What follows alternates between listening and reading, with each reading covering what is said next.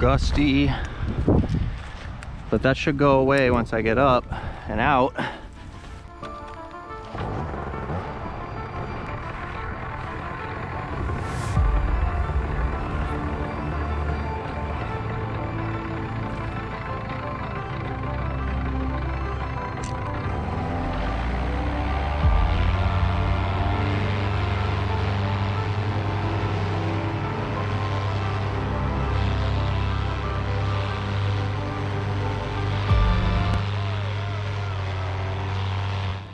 Hyper smooth is off. I apologize for that, guys.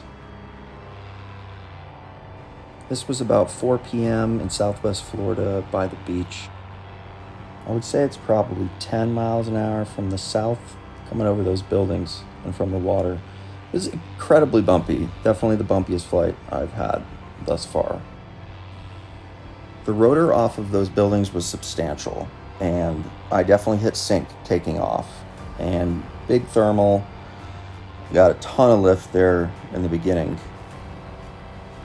Once I was up, it was time to connect the sister clips for the Speedbar system.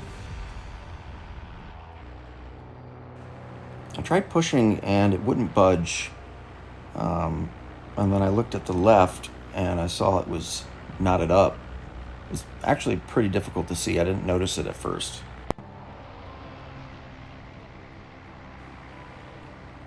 So the forecast said the winds would all be the same direction, sea breeze from the south at all different altitudes. And yet I was definitely hitting thermals. I was hitting sync. I could feel warmth, like the temperature change. So something was up there. I don't think the forecast was right, or there's some other reason why it was bumpy. Should get calm here pretty shortly. Wind's coming from that way. So it should calm down pretty quickly here.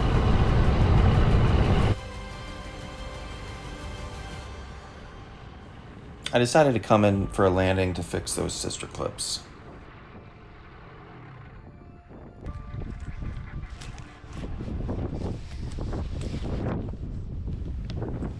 The wind was very stiff. I knew I wasn't bringing it down with the brakes. It would just thrash around. So I went for the seas. It brought it right down without dragging me, but even walking towards the wing, it just wanted to fly. And the problem here is it just did a wrap. The wing spun over. So if I try and reverse it right now, I'm gonna have to spin around 360 degrees. So the goal was to get the cells facing away from the wind. And you do that by turning the wing around or lining it up perpendicularly with the wind. But every step forward that I took towards the wing, it would take a step back.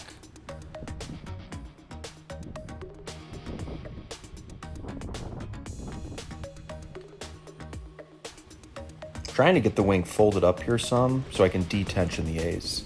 If I can detension the A's, then I can mess with the Speedbar sister clips.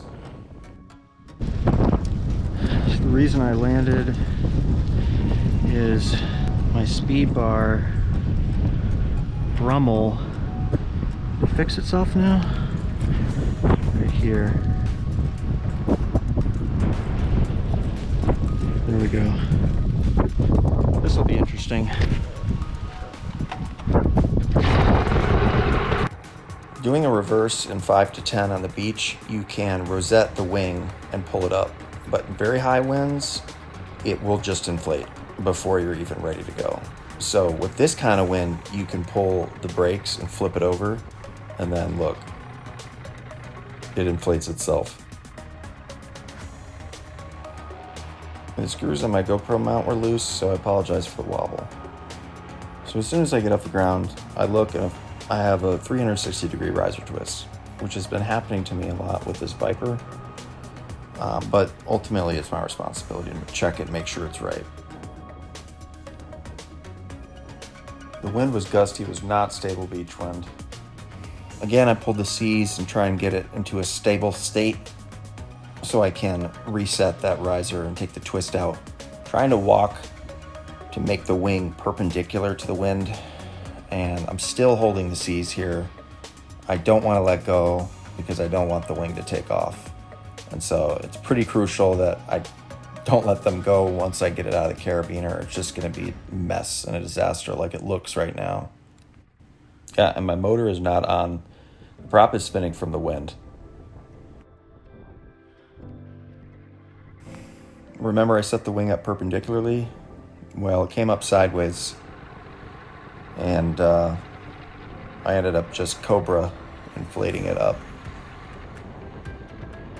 When the winds are this high, I've found it's much easier often to just try and inflate the wing as opposed to disconnecting the risers and everything and resetting the wing up. It's just the winds are too high. You can't set the wing down easily without it trying to fly away.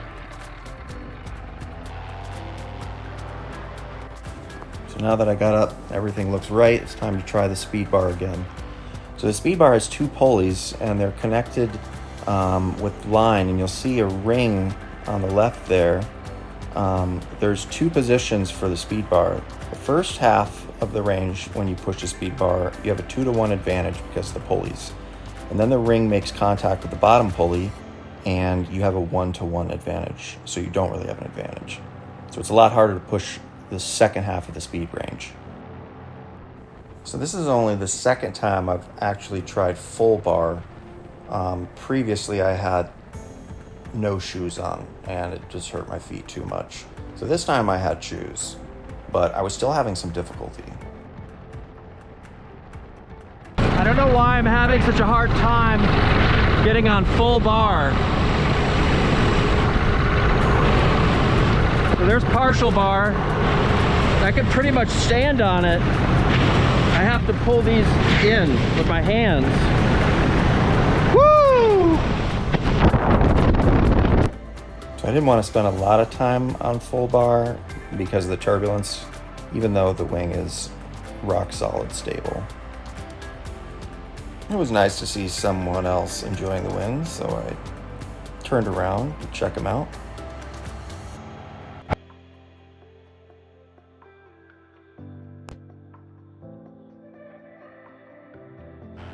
While I had a relatively nice sea breeze, I decided to throw down a little bit. Start with a nice deep spiral for energy. I know it makes some people uncomfortable, but I like to come right out of a barrel roll or a wing over, straight out of it without bleeding out the energy or spiraling it out. Just a little bit more exciting, and it's really not dangerous if you know what you're doing.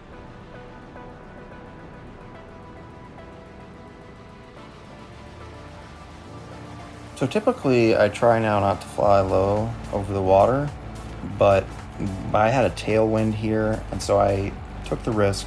It was about 15 seconds. It's just quite a different experience to fly downwind than upwind, low to the ground or the water. I think I was moving 45 or 50 miles an hour downwind. That would put the wind speed at 15 to 20 because my cruise speed is 30. So if I'm moving 10 miles an hour, the wind speed is 20.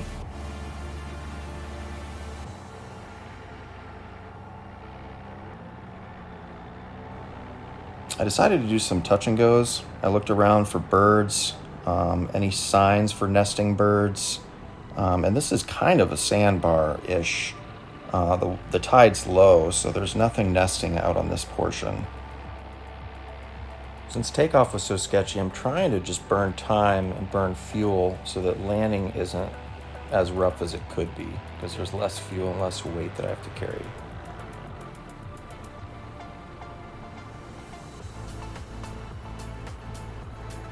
I think I was coming in for a second touch and go here, but I ended up bailing. These people kept waving at me to come over, so sometimes I try to appease. It's an interesting feeling to be going 10 miles an hour into the wind and then turn around to be going 50.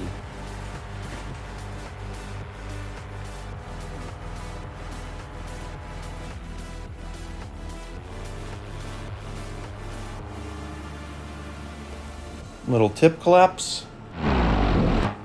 So some people tell me they can't believe that I do acro in any kind of turbulence.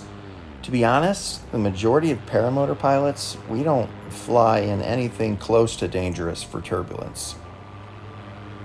So you can definitely feel it when you're swinging around, but it doesn't feel unstable. It just feels like little bumps.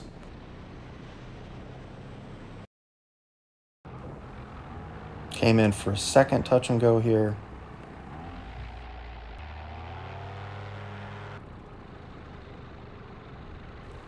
So came in for one more touch and go, and this time I wanted to take off without taking a single step. And there was definitely enough wind to do so. You just hit the gas and the brakes at the same time.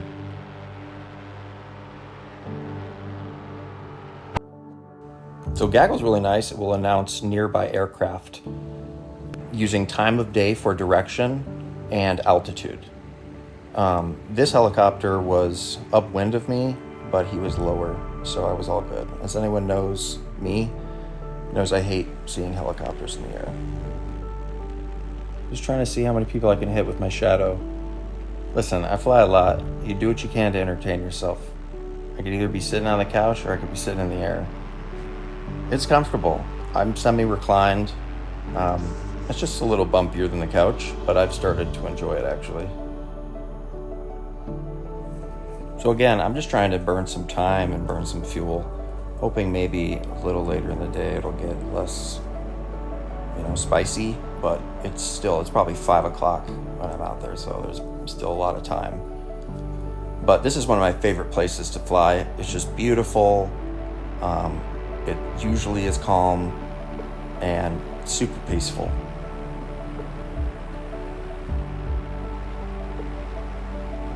A lot of times you can see nurse sharks here. I didn't see any this time. And there wasn't a lot of bird action going on either. But again, I try and stay away from the birds. I try not to mess with them because we all know that birds aren't real and they're collecting information.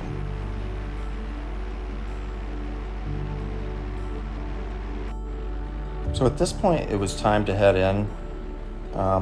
I put my GoPro 360 away and just started heading downwind for the LZ. I knew it was about to get a little bit choppy, so I was just preparing myself, preparing my straps, my leg straps the way I like them for landing, checking my surroundings for air traffic, checking my trimmers. It's gonna be a very spicy landing. Sketchy.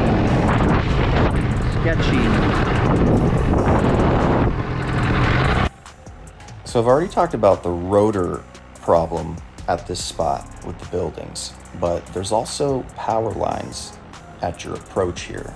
And you have the downwind demon, which you travel much further downwind than you think, so turns are much wider, they take longer.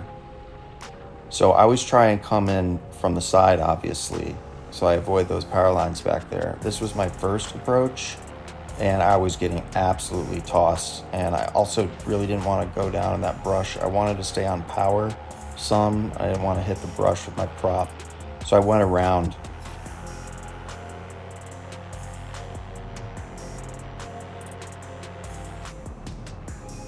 So this is my second approach. I was pretty committed to it at this point. Everything felt great right up until the last 15 feet. I got seriously tossed right there a second ago, but I came in and then I hit some lift the last second and then boom, bam, right there. I had buried my brakes at this point to try and stop it, but it didn't help.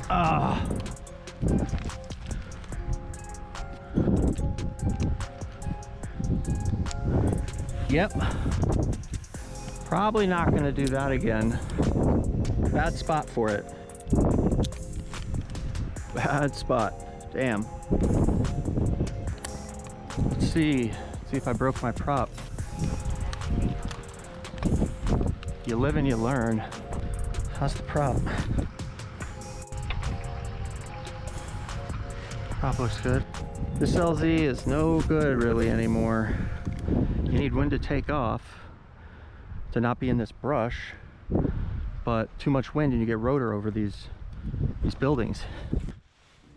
Fortunately, this brush was grassy. Like, it wasn't thorny, it wasn't dead, it wasn't sticking to the lines. That was hands down the sketchiest flight of my life so far, but it was a blast. So let's talk about that landing. So you rotor off those buildings, which is what I got. It's just turbulence and stuff. With that wind, I got dumped, and so I buried my brakes. And the challenge with burying your brakes is that the wing pitches back, and it will make you pitch back. So if you land on your feet, it's very hard to not fall on your ass because you pitch back. But also you can turtle, which is you bury the brakes, and then the wing pulls you and it drags you and you fall on your back or on your ass. So got dumped very hard on my legs, or on my feet, and knees buckled and went down. If it had been any larger of a wing, I think it would have gone a lot worse. I had, with the 100-pound motor on my back, I had just enough weight to really fight back the wing thrashing around and pulling me. But it really increases my confidence in this wing and in the wings in general, the reflex wings. Super stable. Good air does exist at all times of day. It's often at the beach or above cloud base. Hope you guys enjoyed watching.